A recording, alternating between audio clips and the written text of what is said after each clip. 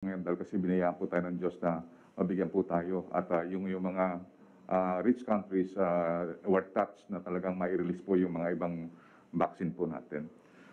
So nakita po namin, Mr. President, I'm very confident na yung 100 million doses target this October is still on track with expected arrivals of 10 million procured Pfizer vaccines, with 5 million from Moderna and another 10 million from Sinovac, and remaining 5.9 million doses being donated by U.S. COVAX donation.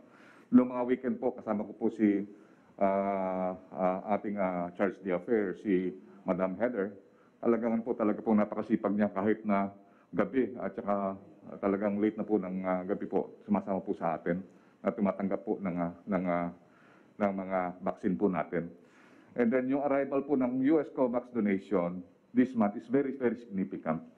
COVAX donation is now accounted for more or less 20 million doses, and we expect to receive 6.7 million more this October, including the 44,800 AstraZeneca vaccines from the German COVAX donation.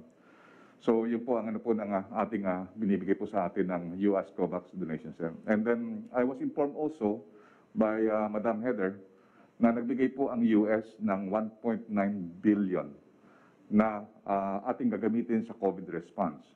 In fact, nagbigay po nung isang araw, 2 days ago, dumating po yung 42 freezer na gagamitin po natin na -20 at saka yung 228. Kasi nakita po ng US na kulang po yung ating mga freezer doon po sa mga geographically isolated area. So dumating po kahapon, pinakita po sa amin ang litrato. At natutuwa po kami na 42 po yun na freezer, malaki po magagamit po doon.